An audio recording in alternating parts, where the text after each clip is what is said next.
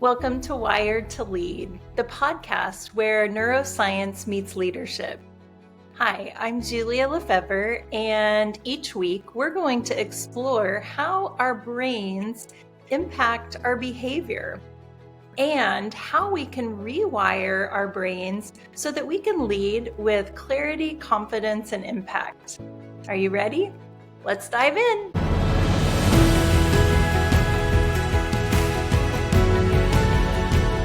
Welcome to Wired to Lead, everyone. Today's guest is Bridget Ferraro, a powerhouse CEO and growth strategist with iCopy Legal. And in the past 4 years, she has led 3,000% growth. I can't even really fathom that. But Bridget, you are redefining medical record retrieval. That's a tongue twister. And you're doing it by really embracing tech while also keeping a people first approach. And so I'm so glad that you are here to share with us. Thank you so much for having me, Julia. I'm excited to be here. Absolutely. And, the first time we met, we were both in, I think you were in workout clothes and I had gotten all fancy because, here I am meeting this really successful leader for the first time.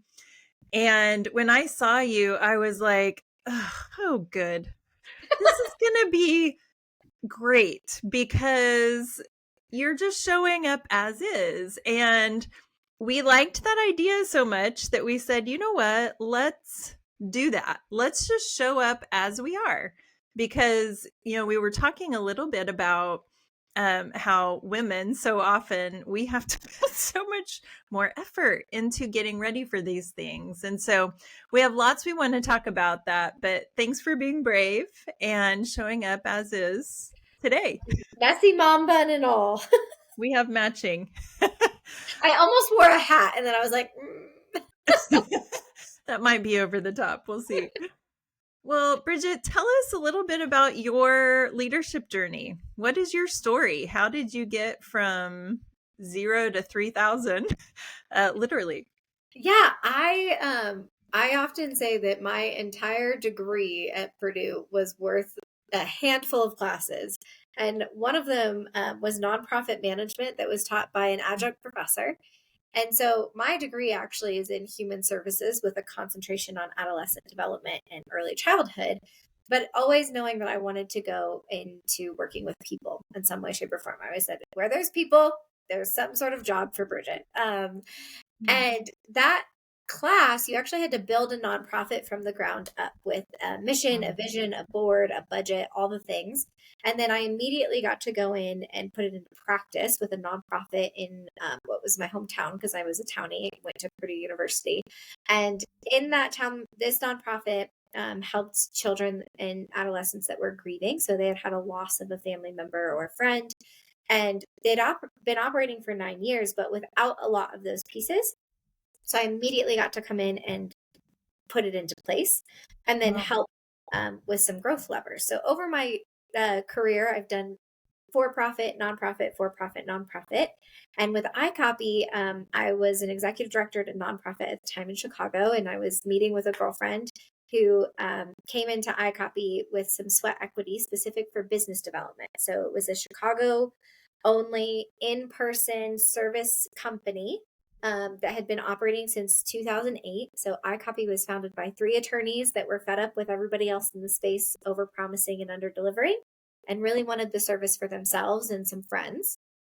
And she's telling me how from a biz dev perspective, they're getting new clients, they're scaling quickly, but operationally there's some fumbles. And I, in my 20s, am super excited, like, oh, these are exactly the type of problems I love to solve. So I started on a 3-month contract, doing it on the side. And at the end of it, they made me a deal to be CEO that I was so excited about the opportunities to continue to change. And this is in 2019, seeing the opportunity for technology to integrate in the industry. It's still happening, but it was definitely the thing that hooked me. And so you're an early adopter because that was before COVID and the need. And I imagine moving into the next few years, I mean, you guys had a little bit of a head start. Yeah, COVID was the catalyst for being able to be a mainly remote company, which has been extremely helpful in our growth. Yeah, that's incredible. So, okay, you said from the very beginning you are a people person, and you're a problem person. You like solving problems, it sounds like. So, part of what we talk about here on Wired to Lead is just the way that our, leaders don't just decide they're going to be leaders. They're often wired for it based on what experiences you've had in the past. And so I'm just curious, have people and problems always been kind of a part of your life?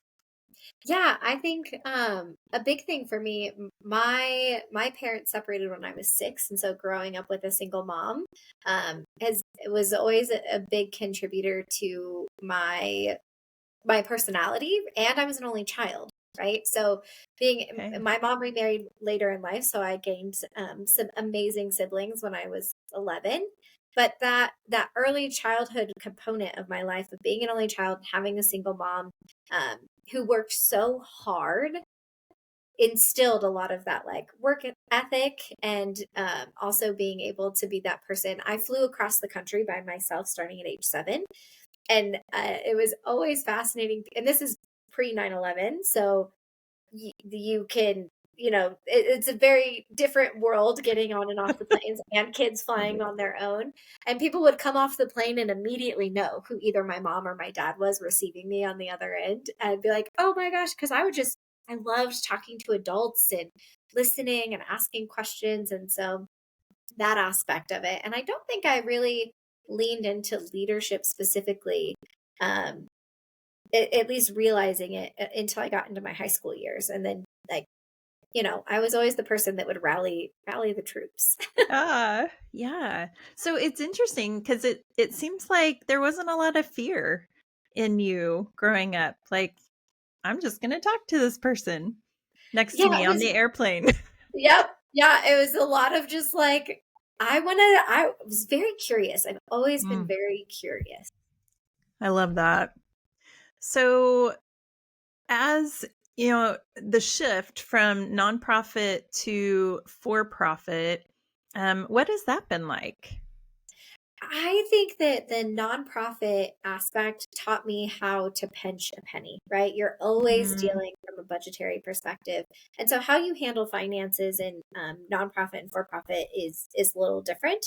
But ultimately, you're still running an organization. You still want to be profitable from a mhm. nonprofit perspective so that you have more profits to put back into your mission. And that has been a skill set that has tremendously supported me, especially coming into iCopy where we were bootstrapped. So even Mm, today, I gained majority interest in the company in December, and so we're privately held, and we've not done a raise or anything like that. I'm getting into the part of my journey where I'm like, I've raised money for nonprofits, but I have no idea how to raise for mm. a for profit. So that's an exciting path I'm about to start. Yeah. And again, there's, so your past experiences of just jumping in and doing new things seems to have prepared you well for this next step now. Yeah, it goes back to curiosity, right? Like ask questions and find people who know things that you don't know. And a lot of times, even for myself, like I don't have a lot of hobbies. Right? I love my passion is often in the people that I'm supporting and work in one way, shape, or another. But I love nothing more than being able to make a solid introduction for someone or Mm, give advice and help support people. And I think at the end of the day, people who have found a niche or something they're passionate about or they've been doing for a really long time, we all have that part in us where we want to feel needed or we're able to help and support someone else. Like that, I think makes everyone feel really good. And so when yeah. you have a need, there's something you don't know, or there's something you need, seek out the people who can answer that question for you. Because oftentimes that makes them happy. That fills their cup to be able to help and support somebody else. Yeah. It's interesting that a lot of leaders struggle with the idea or perception, maybe a myth, that if they ask, then they're going to be respected less.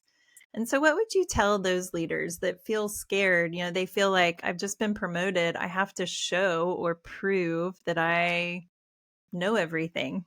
Yeah. I mean, that's a big component. I even have to deal with that sometimes, right? There are some questions where I'm like, oh, I can't say that out loud because then I'm gonna look real silly, right?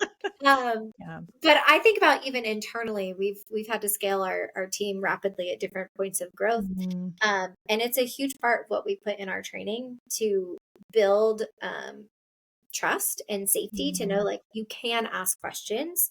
And I think that's a really important thing in all layers of an organization is making sure that there is trust and understanding and building a culture where people can feel safe asking questions because it is natural to have that fear initially. Yeah. Well, and the reason that most of us struggle with that fear is because there have been experiences in the past that have wired us to be scared of that. That if we don't know the answer, we're going to experience some sort of probably relational pain, whether it's rejection, being made fun of, critique, something like that. Yeah, 100%. And I think on when we have the opportunity to give people feedback, we try to build in a culture where we're rewarding it. So Mm, within our organization, we do like different meetings with different teams and then all company, all team meetings. And so being able to highlight when someone brings something forward with a question, mm, because that's how we evolve. And oftentimes, if one person has a question on something or a misunderstanding, yeah. then it allows us to reverse engineer into a root process or system or communication strategy to fill it so that there isn't that gap in future for one or multiple people. So, really, questions can drive processes forward in some ways, in ways that maybe, wouldn't have been as thorough or innovative or whatever. Yeah, evolution, like I think a lot of people get stuck with well, this is the way we've always done it, especially in large organizations that aren't nimble, aren't flexible, or maybe just aren't thinking about change and innovation as a part of their culture. Yeah, But with how fast technology is moving, I think that you have to have a component of um, being willing to evaluate how you're doing it today and why, and being mindful of the opportunities of improvement. absolutely. So, we've kind of uh, touched around this topic of imposter syndrome. It seems like one of those things that, as I talk to different leaders, everyone experiences it. And our responses, though, are varied depending on, just how we've been wired. And so I'm just curious, you kind of hinted like, yeah, sometimes I feel that. Um, what is your response when you kind of feel that triggered, oh no, am I Yeah. really going to be able to figure this out, or what will they think of me? What's your process of dealing with that? I have some really awesome people in my corner. And I'm vulnerable, which is really hard for me. Mm, I'm not naturally a vulnerable person, and so making sure that I have a community of people that I can rely on who know me, and there's a level of trust um, to be able to be real with all of the crazy thoughts, especially because as an entrepreneur, as a leader, um, as a CEO, specifically for me being a woman CEO and tech space, like it's lonely at the top is what a lot of people say in general, but it's difficult to find people who've been there, done that, and we've grown so quickly. One of the things I've been intentional about, and I'm still is finding people who are ahead of me in a lot mm, of ways, not just in years and experience, but also gross revenue, the type of company that they're running, being able to have different people from different perspectives that can speak into it. And I can say, okay, am I crazy? I mean, I know I'm crazy, but like, point me down which am crazy I path. too crazy? That's right. You mentioned vulnerability, and I think that word gets thrown around a lot. So break that down for us. What does being vulnerable look like when you're reaching out to a mentor or one of your safe people or someone? Yeah, there are components of being vulnerable where you can be completely honest about every thought and understanding that when you are a leader, and it can happen even if you're managing a team of 12 within Mhm. a larger organization, right? The fears are often the things to the point earlier where you don't want to ask questions or you don't want to admit them. And so I think at the baseline for me when I think about vulnerability, my biggest thing is fear of failure. And Mm. so I oftentimes move very, very quickly. Um, and I just leave it behind. Like I don't take time to maybe sit in maybe not even just a failure, but a loss or something. Mhm. Um, and I just move really quickly past it rather than feeling it and processing through it. Mhm. And it's been an evolution. I mean, it's something because I've been able to do work, like really hard work over the last 2 years, that I'm able to even articulate some of this. Yeah. Um, because I would say 2 years ago, I wasn't at a point where I could really point to for me. Because for different people, what makes them vulnerable is going to look a little bit different. For me, it's that failure piece, and then identifying what that looks like in personal life and professional life. Yeah.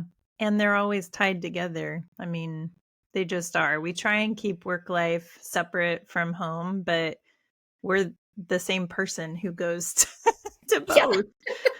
So, yeah, it's interesting that you said, like, I just wanted to move forward because I don't want to sit in that. Like, who wants to sit in failure or loss or grief or any of that disappointment? And yet the problem is, and I'm curious, what was the catalyst um, for moving you into that kind of work? Because it often doesn't feel great. So I'm curious, what made you think, "Oh, I should learn how to process and do all of those things." Yeah. Motherhood. Uh, Amen. like they're little mirrors.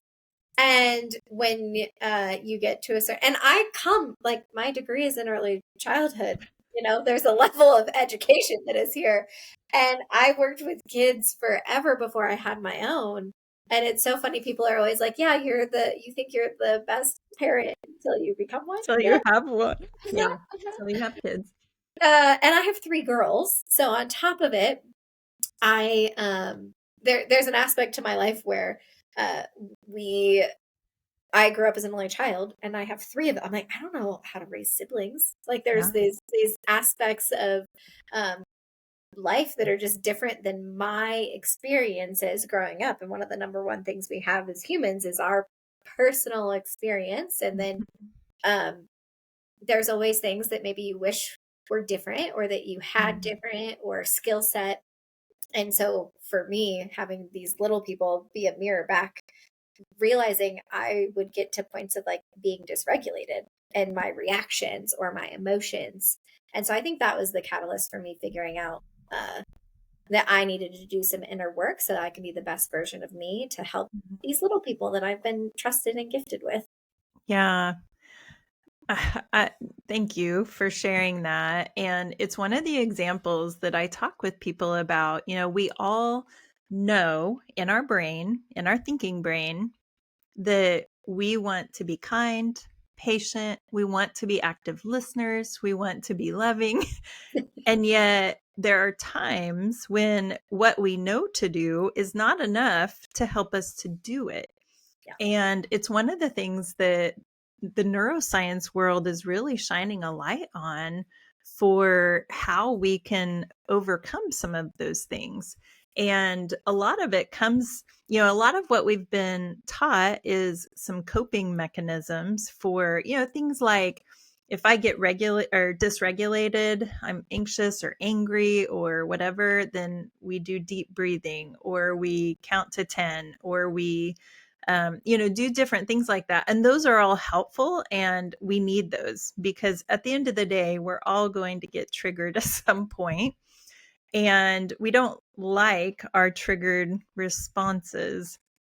And yet, but the thing that makes me so excited is that the science is also telling us how we can proactively start to address what's been stored in our brains. And part of what we need is safe spaces, connections to process whatever, to be vulnerable. And so I just hear you saying, that is what has helped you a lot. Yeah, neuroscience is, I would say, again, I don't have hobbies, but I fly quite a bit because I travel, and there is a master class right now. I think it's on both United and Delta around some neuroscience things. And the Ooh. last two flights I've been on, instead of reading a book, which I'm normally reading some professional Mhm. development book, I've watched it twice. There's 3 episodes. And it's like super simple, but the 4 breath box breathing, Mhm. learned that from that show, and I've been using it probably like every other day since then. Yeah. Because I think the other thing we don't talk about enough is the impact of technology on our brains and on Yeah. our responses. And so, people are becoming more and more educated around like dopamine and cortisol and our stress Mhm. responses and fight or flight and all of that. But we are in an age that we've never been in before. And so the science behind the impact of how we're living our life daily with technology, coming from someone who has a tech product over here, Yeah. and I work from my phone Yeah. um, so much, it's something that I'm trying to be super mindful of in how I'm giving access to technology to my young children, but Yeah. also myself, because it definitely is a form of addiction via dopamine because of Mhm. how our brains work. So that whole universe fascinates me. It's and you know what? It does me too, because it when you understand how our brains work, then you can work with them instead of against them. And we're so blessed to live in an age where the science is, it's exploding, and we're learning those things. But what I have found is that there's a little bit of a gap between neuroscience and the rest of the world. And so many of us have only learned the science that actually comes from the 1980s, which, is where some of us were born. And so, um, so we need to be updating that. And so things like box breathing, that comes from that science, and it's so helpful. And there's 30 more years of more years of science that is still trickling down. And part of that is starting to come out in things. Brene Brown, she has really brought the idea of vulnerability to the forefront. And the reason that that is so effective is because our brain's number one need is connection, is belonging, safety, and not a hidden safety. And so many people, they're like, oh, well, I'm safe. But what I'm talking about is what you implied, that I need a place where I can go and be my ugly self, my really broken self, where I can say anything. And I know that's not going to change that person's relationship with me. And that's the piece that I think technology has been interrupting.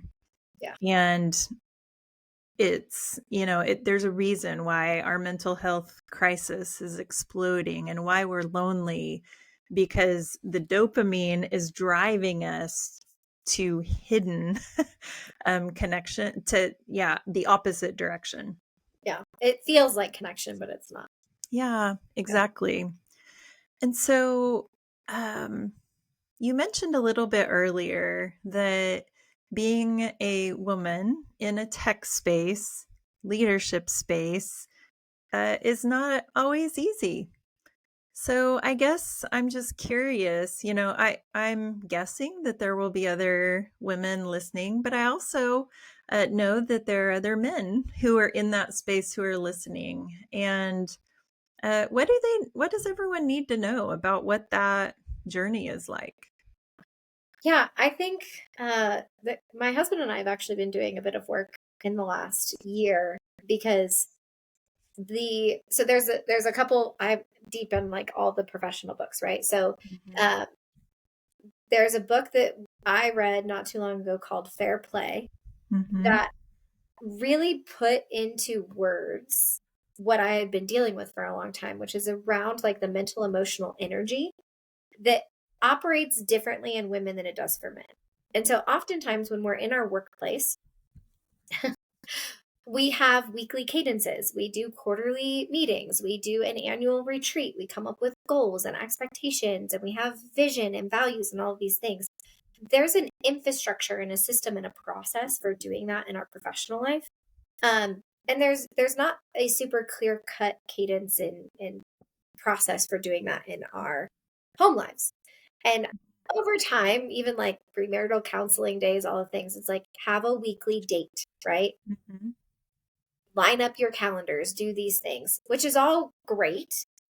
Oftentimes, especially in the throes of toddlerhood, how often are we actually being intentional and making sure that that not only connection happens, but just being on the same page? And so I would say understanding that we do a really good job in our professional life of understanding our workload. And in Fair Play, they talk about concept. Uh, oh, wait, CPE. So concept, maybe it's process and then execution, but it's essentially like the whole part of something. So when you talk about Mhm. being the CEO of laundry, Mhm. if someone still has to go buy and get the laundry detergent and all the things, they're owning a part of the process. And it's interesting because we've done this in our marriage in the last 6 months, and it's been incredibly helpful to write out all the cards or the things or the tasks that I thought I was holding and he thought he was holding. And the amount of things we both felt we were holding and carrying completely Mhm. were a lot because I would own part of it and he would own part of it. And so being able to just openly communicate about the weight of, especially mainly in females, how we um, owning a part of it and not all of it, even if we're not doing the executing, how weighty that can be. And in our professional life, there's usually like it's a lot more clear cut. And when you're balancing between home and life, the reality is it's very common to have dual income working households, but for the women to carry more of the house. Even just, I mean, I have 3 kids, right? 3 dentist appointments, 3 annual checkups, got one with glasses, and then all of the school things. And so, um, understanding that piece of life for women, especially those who have kiddos at home, and how much they are responsible for, and being open and honest and taking time to communicate what is on each other's plate um, has been game changing because there was a season of just feeling constantly underwater Yeah. because I wasn't being vulnerable. This is part of the beginning of my Mm. like work and being honest about how much I was carrying and how much underwater I was because of that. Ultimately, it was a fear of like, well, now, like, does that make me not a good mom or not a good wife or all of the other All things the that things. Yeah.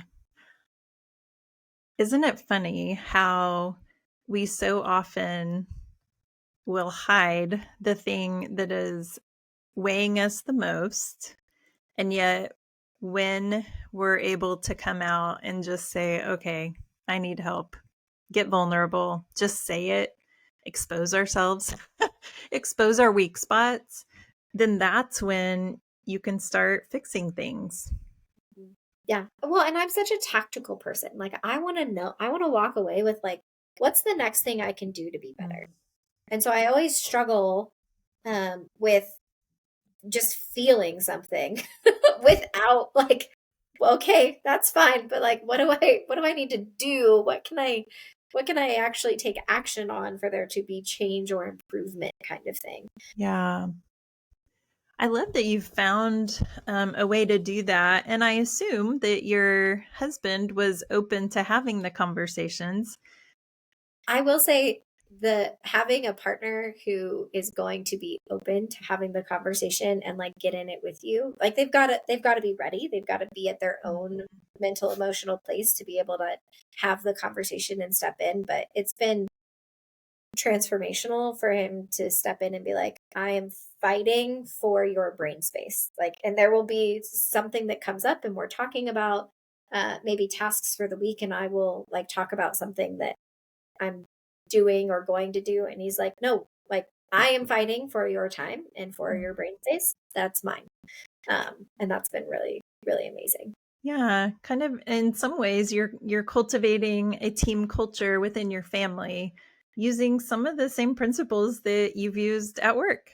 Yeah, exactly. Yeah, it's been especially the like, hey, we need to like have our weekly meeting. It's on the calendar. We're making it happen. Exactly. I need to know like, okay, are you starting at 7:30 with the kids? Am I starting at 7:30 with the kids? Like, yeah. We need definition here. We need clarity here. Always. Yeah. So in a way, you're kind of talking about gaining clarity, and then how does either at home and or in the workplace, how does clarity then help you to maybe delegate to other people? I mean, you've kind of said, I'm not really a tech person, but I'm in the tech world. And so how do those things kind of play together? Yeah. Um, I I have built a culture, especially because we have a lot of moms and women who work in our organization, Mm, where we intentionally build into our leadership team administrative support.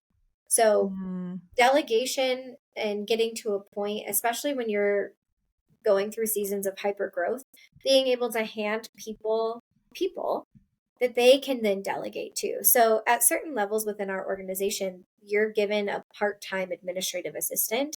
mm, And for so many of them, it's like, this is not just for work. Like your kids' doctor's appointments, your whatever it is personally, that you can offload in order to be able to open up your brain space and your time is such a gift so that they can put in as much as they can from a work perspective, to be able to delegate things, especially if it's something that, as simple as scheduling the dentist appointments and putting it on the calendar. Calendaring, I think, is the most common when you think about administrative assistance and scheduling type things. But I've got 3 little kids. It's summertime.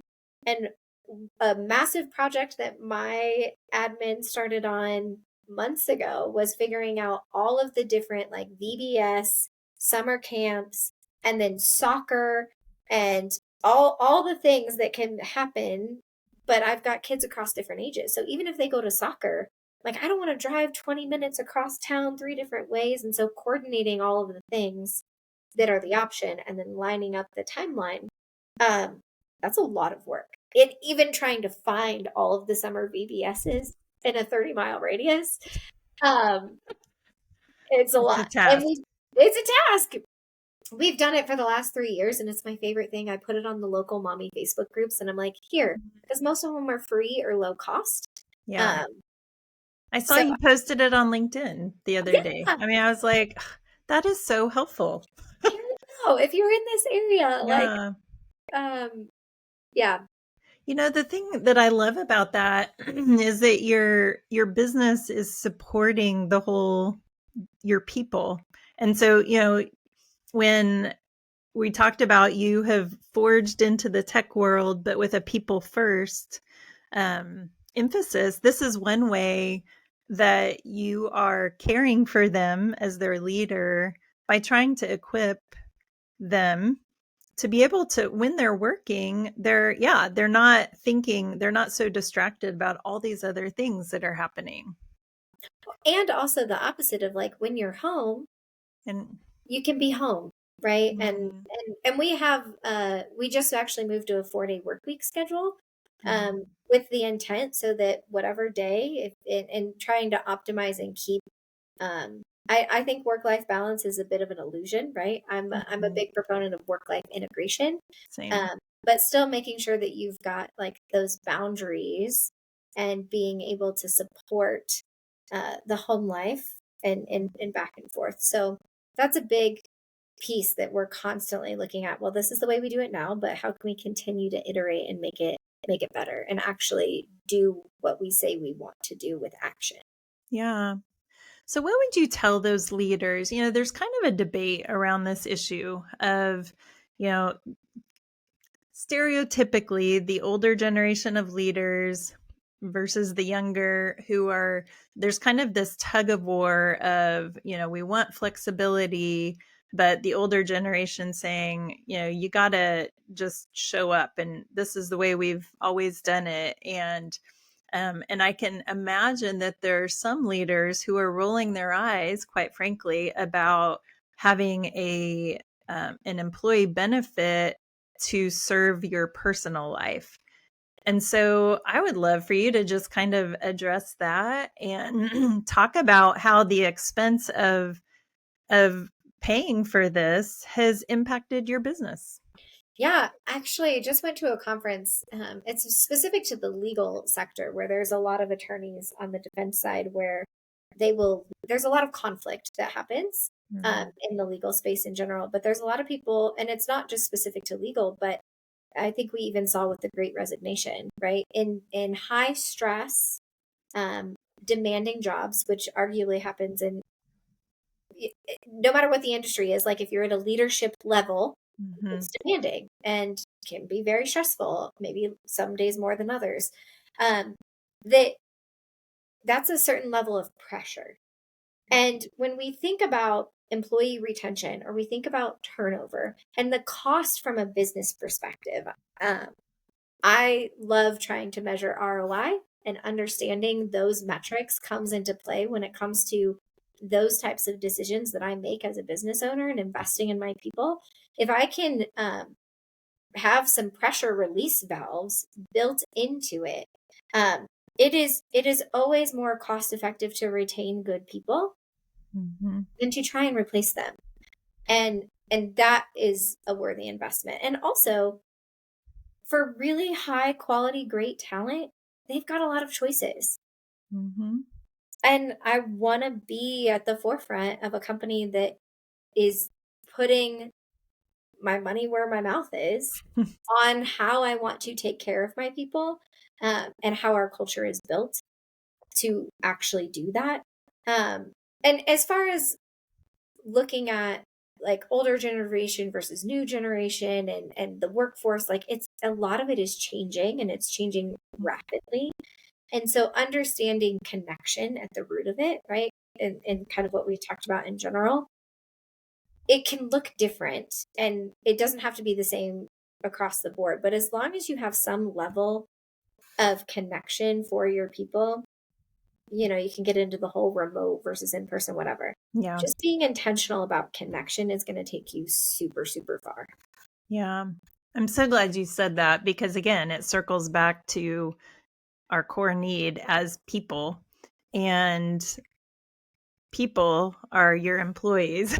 And Yeah. so I love the ways that you are caring for your team members holistically. And I really do believe that the leaders who embrace that methodology are going to win in the end. Because, like you said, our world is changing and we are all facing so many changes, which typically add pressure to people and their brains flip into fight or flight. And so the more connected we can be and the more cared for people experience, then the more likely they're going to stay loyal and want to stay where they are.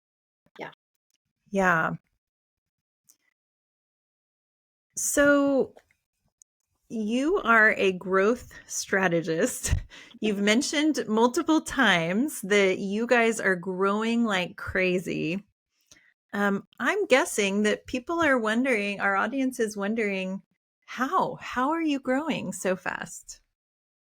So fascinatingly, we have grown, most of our growth has come through organic growth. Um, I'm a huge believer that in the taking care of people and doing a good job at what you say you're going to do, because we are a service company, right? We're tech enabled, but we are a service Mhm. company. Um, it served us really well. We are in an industry where there's a lot of people who provide a service and they miss the mark. And so by doing what we say we're going to do and not over promising and under delivering, there's a lot of people who sing our praises. And, you know, in any business, they say the best thing is word of mouth referrals. And Mm. that's honestly where a lot of our business comes from, which is the best compliment, right? You can get. And Yeah. I just did a demo with a potential new client yesterday. And at the end of it, they like took the time to say, hey, this is the best demo that we've seen. You're answering a whole bunch of problems that I didn't even know people who provide your service would solve for us. Like, you're the only one I've seen that has pointed out this as a pain point and then offers a Mm. solution. Um, and that just, it made my week. I was like, oh my gosh, it's working. Thank you. It is. Well, and we're just circling back to your passions of people first. And I'm going to find problems that they may not even know they have, and then I'm going to help them fix it. And yeah, I'm I think your story is one of those case studies, so to speak, that so many people, we want quick fixes for cultures, or we want quick fixes for, we want a quick bottom dollar. And the longest lasting and the most consistent growth patterns, I think, are going to come back to how do you treat your people, and not only your customers. There's kind of another debate about, are we customer centric or team centric? And what I hear you saying is it's not an either or, but it starts with, we're going to practice what we're preaching in house so that our output is just a reflection of who we are. Yeah. Yep. That's 100% when so I had gained majority. I've been CEO of iCopy for 6 years, but when I gained majority in December, at the beginning of the year, I sat down and was like, okay, let's do a rejuvenation of our values and how we are communicating our values, both internally and externally. And so the people first, tech forward phrase is new. I mean, we've been using that in our language and our communication for a long time, but to say, like, this is our tagline. And then when we break out our values, it's exactly that, of the people part of the values. It's not internal versus external. It is holistic. And I think in general, in thinking about my leadership style in general, it's holistic is the goal. Yeah. Yeah. Because you care about people and Yeah. people. So, yeah. Well, as we get ready to wrap up, what big challenge are you facing now as you look forward and things are growing? What's ahead of iCopy and your Yeah. leadership? Yeah, I think right now we've been dealing with having an outsourced kind of fractional HR solution. And so we are investing a lot in culture. And we have our stateside staff retreat next week. And Mm. in March, I went to the Philippines and had a retreat and spent time in person with our offshore team. And we're at the point where we need a person dedicated to culture and Mm. people, and which is awesome. It's a very exciting place to be. So we're determining how we're going to build that out, what that's going to look like. So I'm having conversations with people in the space. And then as far as um, our needs, I guess, I am intentionally trying to connect with female owners or founders that are operating really large companies.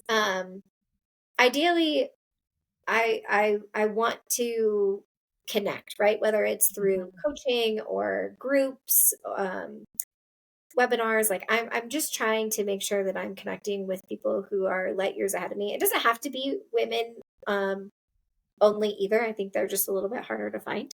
Um, so yeah, I'm purely in a state, I would say, over the next 6 to 10 months of being focused on trying to meet and network with folks who are light years ahead of me in growth, both in like headcount, gross revenue, and maybe even those who've gone through some significant change management where it comes to technology. Like if they've had to go through change of integrating technology into a company that previously didn't have that a lot. I think that's a nuanced thing that I'd love to network with people about. Yeah, absolutely. Well, all that makes sense because that's who you are. You're a learner and a connector. And yeah, I'm so grateful for getting to be one of those people who get to connect with you. So thank you so much for spending some time with me doing Wired to Lead. And I will be here to help in any way that I can to spread the word. Call Bridget if you're a female tech owner who has been there, done that. Okay with me showing up in a messy mom bun. That's right. That's right. So, all right. Well, thanks so much, Bridget. And I hope we get to have a conversation again soon. Yes. Thank you, Julia.